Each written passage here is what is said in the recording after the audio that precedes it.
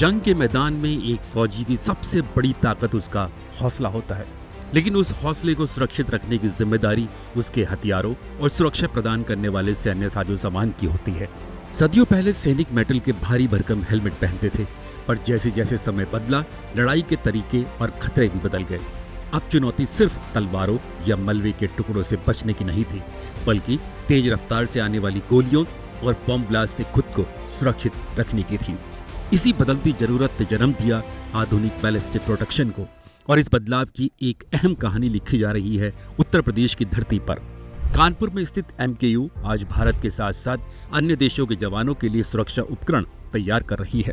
कभी देश के औद्योगिक विकास की पहचान रहा उत्तर प्रदेश अब डिफेंस मैन्युफैक्चरिंग के नए केंद्र के रूप में भी उभर रहा है, जहां तैयार हो रहे हैं वो सैन्य उपकरण जो सीमा पर तैनात सैनिकों के भरोसे और सुरक्षा को मजबूत बनाते हैं।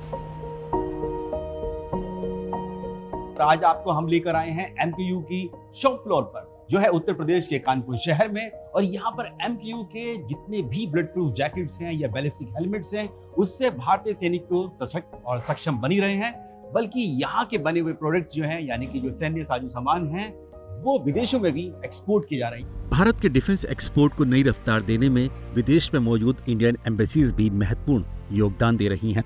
गवर्नमेंट ऑफ इंडिया की जो वेरियस एम्बेसीज हैं ग्लोबली, उन एम्बेसीज में आज एक main one of the major mandate given to the defence cell of these embassies, including even the ambassadors at the various embassies of government of India. उनका एक mandate है कि उनको डिफेंस एक्सपोर्ट्स को पुश करना है। 1989 के साधारण फाइबर ग्लास हेलमेट से लेकर आज दुनिया के पहले AK-47 प्रूफ हेलमेट तक MKU लिमिटेड ने न सिर्फ भारतीय जवानों को आधुनिक बैलिस्टिक सुरक्षा दी है, बल्कि भारत को उन चुनिंदा देशों की कतार में खड़ा किया है जो अत्याधुनिक डिफेंस टेक्नोलॉजी बना सकते हैं। आज MKU के बनाए हेलमेट और सुरक्षा उपकरण 100 से भी ज्यादा देशों में इस्तेमाल किए जा रहे हैं। हम लोग पहले फाइबर ग्लास के हेलमेट में थे, तब की डिमांड थी फाइबर ग्लास के हेलमेट की। आज़ादी के बाद सबसे बड़ा एक कॉन्ट्रैक्ट हुआ इंडियन आर्मी का, जिसमें उन्हें 1,58,000 बैलिस्टिक हेलमेट का कॉन्ट्रैक्ट उन्होंने किया। तो जैसे जैसे थ्रेट लेवल बढ़ते गए, वैसे वैसे MKU ने भी अपने आप को इवॉल्व किया और वैसे आर्मर डिजाइन किए। तो 2019 के बाद we started working on the next concept of rifle helmet. We are the first company in the world which has developed a fully rifle rated helmet against AK-47। AK-47 का पहला helmet दुनिया का MKU ने बनाया है। दुनिया का पहला हेलमेट है, और साथ साथ हम इंडियन आर्मी को भी दे रहे हैं। तो यहाँ पे हम जो प्रोडक्ट बना रहे हैं, भारत के साथ साथ दुनिया के करीब 100 देशों में हम एक्सपोर्ट कर रहे हैं। कुछ देश जैसे कि सिंगापुर हम पिछले 10-12 साल से सिंगापुर आर्मी का कॉन्ट्रैक्ट हमारे पास है। करीब 8 साल से हम ये हेलमेट यूनाइटेड नेशंस को दे रहे हैं। लेकिन आखिर कैसे बनते हैं ये हाईटेक बैलिस्टिक हेलमेट्स जो गोलियों और ब्लास्ट से जवानों की जिंदगी बचाते हैं? ये बेसिकली हम 2 टाइप के हेलमेट बनाते हैं, एक बेस्ड ऑन एरामिड हेलमेट और दूसरा पॉलीएथिलीन का हेलमेट। आप पुराने जमाने में आप लोहे के वाले हेलमेट देखिए, तो वो बहुत भारी होते थे। जैसे जैसे टाइम बीतता गया, साइंस बदलती गई। It's all material science and moulding science, recipe science. आज के बैलिस्टिक हेलमेट सिर्फ गोलियों से बचाने वाला कवच नहीं रहे, अब ये एक स्मार्ट सिस्टम में बदल चुके हैं। इन हेलमेट्स में एडवांस कम्युनिकेशन सिस्टम लगाए जा रहे हैं, जिनकी मदद से कमांड टीम सैनिकों के साथ कम्युनिकेट कर सकती है। यहाँ पे कम्युनिकेशन सिस्टम लग सकता है। अब कम्युनिकेशन सिस्टम एक बार जब लग जाता है, आप ऑपरेशंस में हैं, आपको बाहर से कमांड मिल रहे हैं और आप डिसीजन बहुत इजीली ले पा रहे हैं। इसमें वीडियो कैमरा अटैच होते हैं। वीडियो कैमरा अटैच होने से 2 चीज़ें हैं। पहला चीज़ तो आप लाइव रिकॉर्ड कर पा रहे हैं, प्लस आप लाइव स्ट्रीम कर पा रहे हैं आपके कंट्रोल रूम में। कंट्रोल रूम आपको वहाँ से डायरेक्शंस दे रहा है जो कि आप कम्युनिकेशन सिस्टम में सुन पा रहे हैं।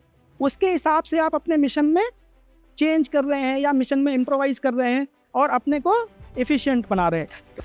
सैनिकों की सुरक्षा में ब्लड प्रूफ जैकेट्स भी एक अहम भूमिका निभाती हैं। MKU की BP जैकेट्स जवानों को गोलियों और कई तरह के खतरों से बचाने के लिए तैयार की जाती हैं। इनमें इस्तेमाल होने वाली एडवांस टेक्नोलॉजी इन्हें मजबूत होने के साथ साथ हल्का भी बनाती है ताकि जवान आसानी से मूव कर सकें।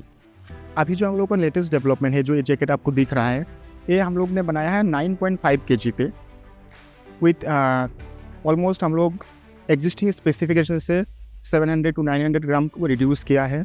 सेकेंडली, और जो लेटेस्ट डेवलपमेंट है, क्योंकि इतना भारी जैकेट से तो ये सोल्जर्स 8 घंटा मिनिमम पहनते हैं, तो जो वजन है पूरा जैकेट्स का पूरा शोल्डर्स पे आता है, तो इतना स्ट्रेस उस पर आ जाता है। तो अभी हम लोग ने जो हमारा नया टेक्नोलॉजी है, पेटेंटेड टेक्नोलॉजी है, तो इसको हम लोग इंस्टेंट लोड डिस्ट्रीब्यूशन सिस्टम बोलते हैं। तो ये क्या करता है, जो वेट शोल्डर्स पे आते हैं उसको मतलब डिस्ट्रीब्यूट करके बैक पे ले जाते। फीमेल्स के लिए भी अलग डिज़ाइन किया, उसके लिए हम लोग जब डेवलप किया था तो एक फीमेल का ही पूरा टीम बनाए थे, तो उनके उसमें भी अलग अलग साइजेस थे।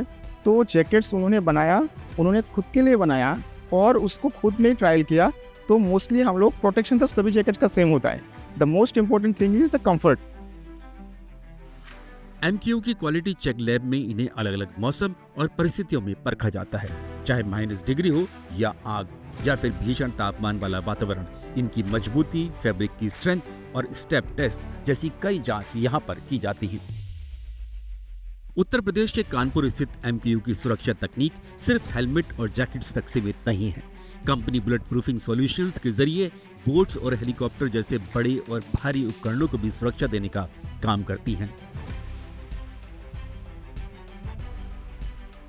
यानी जल और थल से लेकर आकाश तक जवानों की सुरक्षा के लिए बैलिस्टिक प्रोटेक्शन को लगातार मजबूत किया जा रहा है।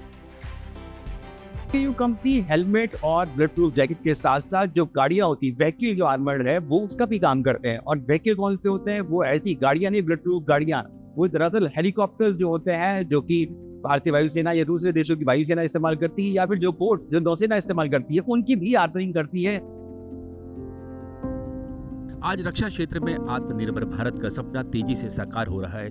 सरकार की नीतियों और निरंतर सहयोग से रक्षा उत्पादन से लेकर निर्यात तक नए अवसर पैदा हो रहे हैं। यही वजह है कि उत्तर प्रदेश रक्षा निर्माण का एक मजबूत केंद्र बनकर उभर रहा है और इसकी बढ़ती ताकत अब वैश्विक स्तर पर भी अपनी पहचान बना रही है।